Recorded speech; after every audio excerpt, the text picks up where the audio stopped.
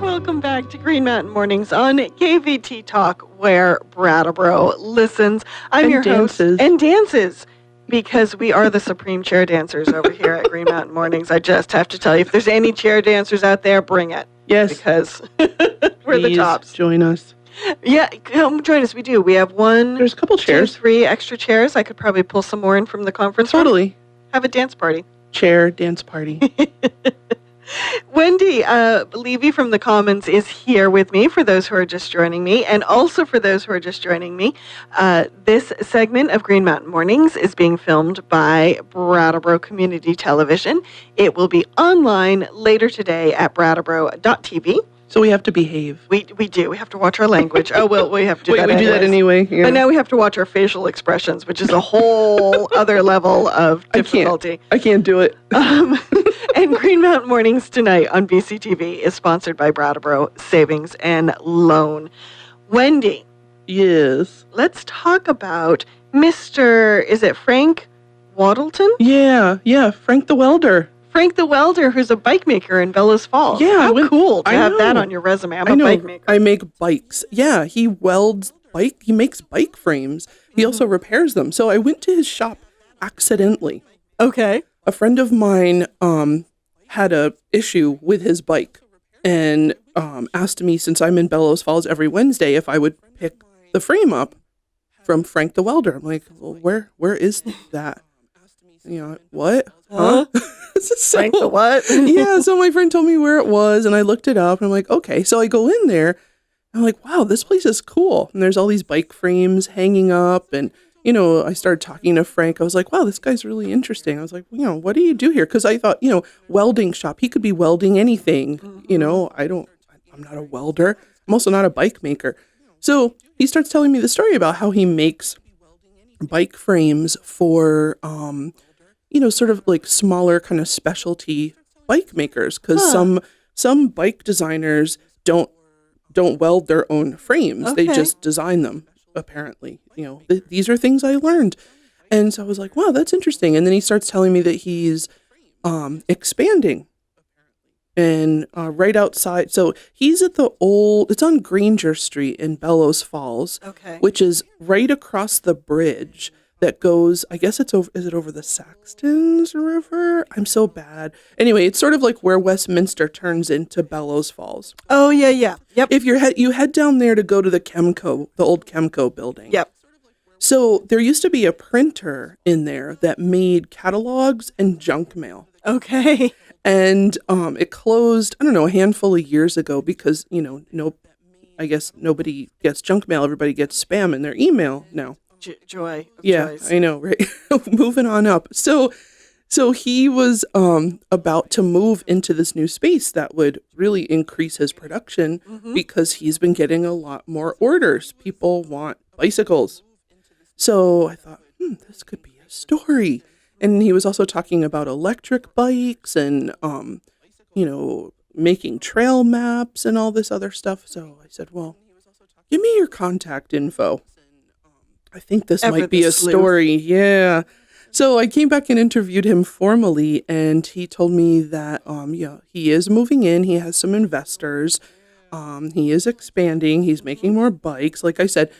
But he also wants to establish what he calls an adventure center. You had told me about this. This is cool. Yeah, it's really cool. So Frank was talking about how there's all of these trails. I think they call them like class 4 and 6 road, you know, highway right. In quotes, you know, the Agency of Transportation. And so those are unmaintained roads. Like cars don't really go on them. Mm-hmm. That'll be for like snowmobiles in the winter, ATVs, Jeeps, maybe. And so there's this whole network of them. And Frank said that his idea is to create a map and establish a network so that people can rent electric bikes from his establishment. And then go, using these trail maps, they can go to Saxons River, they can go to Grafton, they can, you know, go up to Rockingham, all these different places. And because the bikes are electric, if you're not the most athletic person or, you know, or maybe, who knows, you know, whatever the case may be, you want to bring friends, etc., the electric bike, you push the button and it flattens out all the hills magically. I have an electric bike. It really does that. Or it feels like it. You're like, ooh, suddenly I'm at the top of the hill. Yeah, how did that happen? And you're still pedaling. That's the great thing about electric bikes. Like, you're still doing it, but the button assists you. And unlike a moped, it's not noisy and there's no exhaust because it's a battery that you put on your bike. It's kind of a heavy battery. But yeah, you just push the button and pedal and yeah, all of a sudden there you are at the top of the hill. Okay. So yeah, I thought it was a great story. And Frank is a really fun person to talk to. He has a pretty cool perspective on things. He did a good interview. It was fun to talk to him. And the photos that David Shaw took of him, I mean, the one that we used in the paper was great, but I don't know how Randy chose from them because there were a lot of really excellent photographs. I think that David really captured like just sort of his attitude, and David's really good with portraiture. I mean, he really is. Yeah, he really is. Yeah, shout out to David Shaw. But yeah, and also in a shop like that, a welding shop where the light is kind of funny, it really takes somebody who knows cameras. Because me with my little iPhone, those would have been terrible. That wouldn't have done Frank justice. No.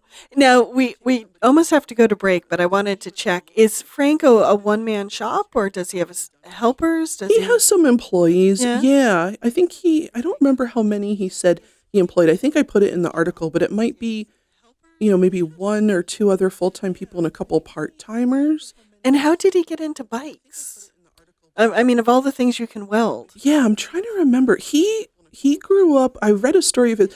Jerry Goldberg did a big story in the Commons a couple years ago on Frank and told his whole story, as Jerry loves to do. Yeah. Jerry really likes to dig in there. He's really good at it. Frank grew up in Southern California.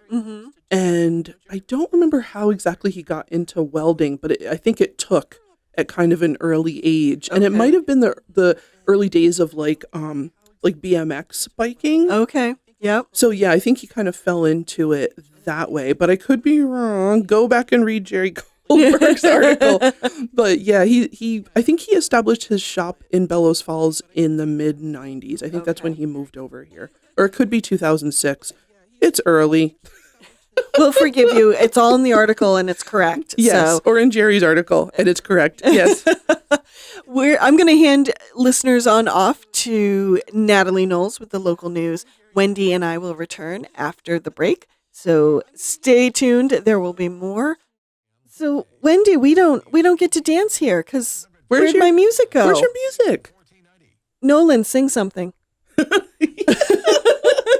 Not to put him on the spot. Not to put him on the spot. Hey, guess what? Despite the music, you are listening to Green Mountain Mornings on KVG Talk, where Brattleboro listens. I'm your host, Olga Peters, and my guest, Wendy Levy from the Commons, who will just do a chair dance to make it work.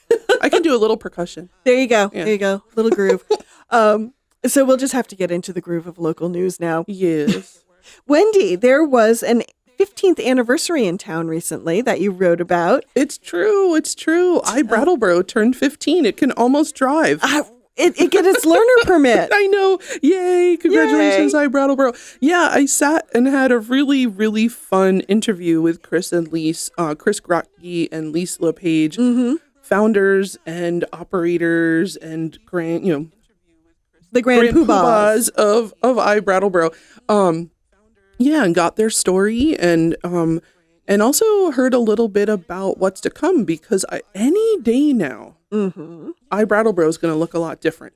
Oh. Yeah, they're doing the iBrattleboro 3.0. So folks who've been on, on iBrattleboro or looked at iBrattleboro since its beginning might know that the current version is the second version. Yes. They had a redo, a rollout of that.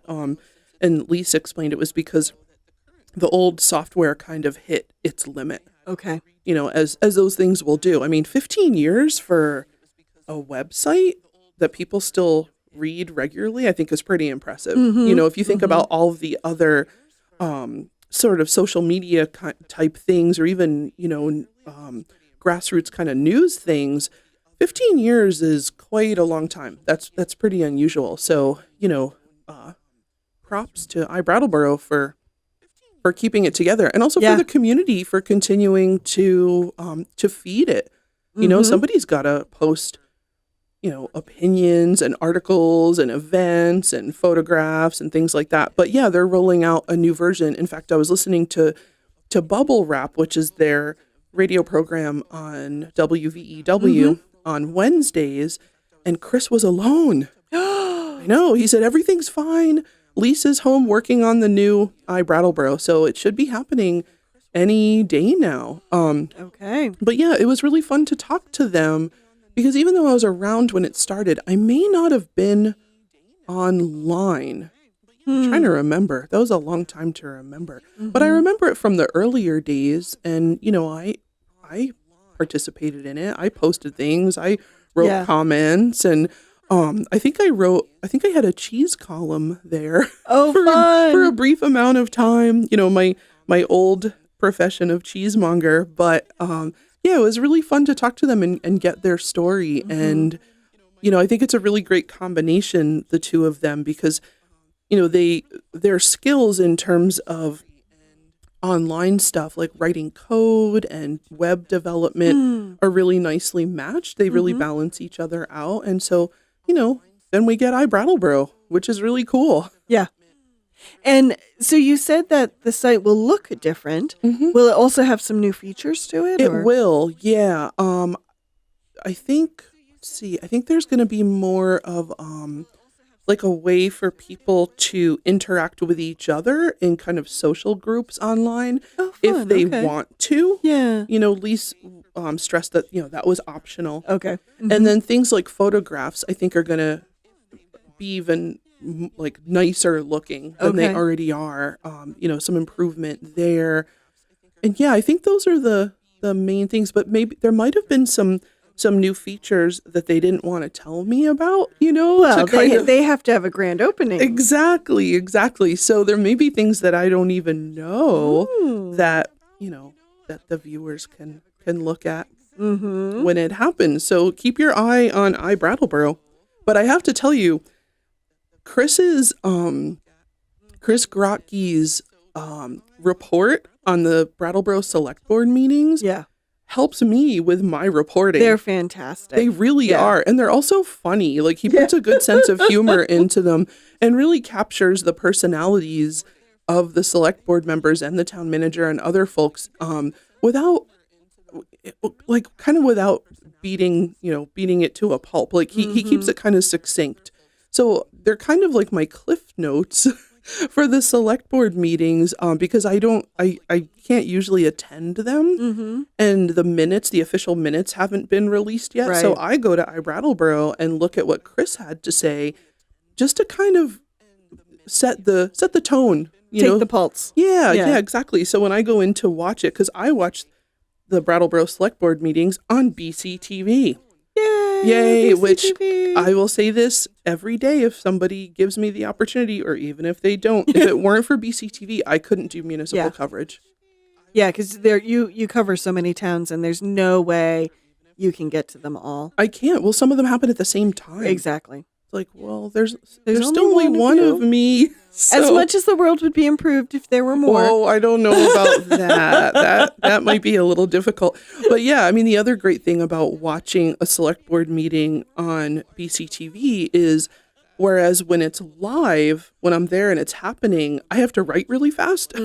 Or, you know, did I hear what they said correctly? Right. But when I can watch a video of it, I can rewind it as many times as I need to make sure that I get all the important information. And for me, I take pride in the accuracy of my reporting. And that's something that that I partly owe to BCTV. So yay.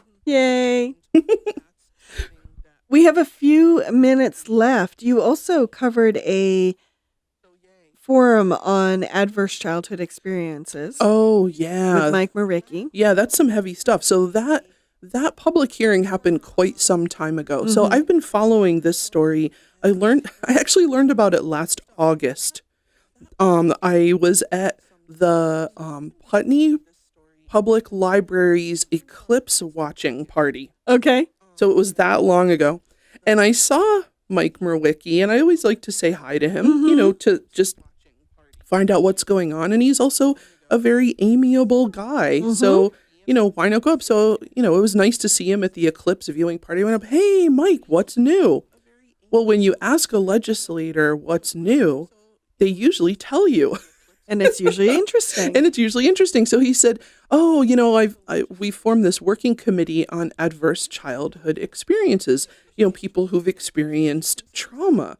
I was like, oh, this sounds interesting. Tell me more about it. ACEs are fascinating. It's really fascinating, and all the studies that have gone into it. And it really does explain a lot because we're talking about human development. And, in the article, I quoted Mike where he makes the distinction, ACEs, traumatic experiences aren't, a kid gets sent to bed early because they didn't clean their room. Right. This is repeated, systematic neglect, abuse, abandonment. And when you're talking about a developing brain and you're putting that young person in a dangerous situation. Well, constant fight or flight. Yeah, absolutely. It changes a person's body chemistry. That's too much cortisol. Yeah. And so, so I thought that was really fascinating. And I've been following it since then. And there was that public hearing that happened, it might have been October, November, December, something like that, up at the Winston Prouty Center. And the working committee was there, including Senator Becca Ballant, because she was on the working committee. So I got to see her also. And they had folks there from schools and from social service organizations to talk about, how it affects their work with kids when so many of them, obviously have experienced trauma. And it was pretty intense. It's really intense stuff. Wednesday, David Scholes, Jill Stahl-Tyler from the Brattleboro Town School Board, and also I have now learned outgoing principal Andy Patchouli. He will be retiring at the end of this year. At the Academy School, right? Yeah. And they've I'm so sorry I am forgetting her name, but they have named his replacement. Oh, okay. Huh. But they were here to talk about how they're seeing in the classroom more and more children who just need extra care. They come to school not ready to learn because they have so much stuff. Yeah, so many stresses at home. So many stresses at home. Yeah, it's pretty incredible. I mean, that was the theme that I heard from a lot of the people involved in education, is that it seems to be increasing. Even just in the past couple decades. Yeah.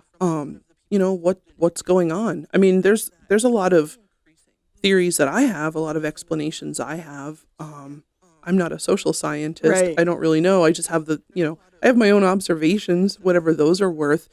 But it's something that obviously needs to be addressed because it also, people are suffering on one hand, but if you want to look at it through kind of like a capitalist lens, it's costing a lot of money. Yeah, because a lot of these ACEs can become long-term conditions. Yeah. Oh, absolutely. Yeah. Folks who have a number of the adverse childhood experiences tend to experience earlier death, chronic illness, drug and alcohol challenges, and incarceration. Yeah. These folks aren't ever getting a break. And that's a very good point to make. And through no fault of their own. Right. It started with things that were beyond their control.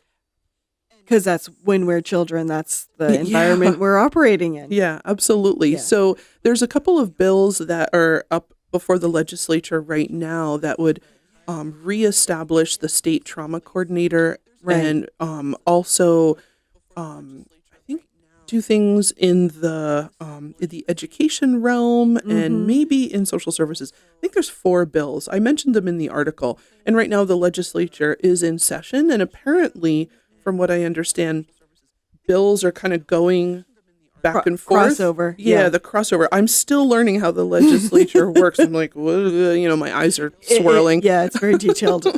But yeah, so we'll see how many of these bills survive, because apparently the crossover is when sometimes bills just die. Yeah. So we'll see.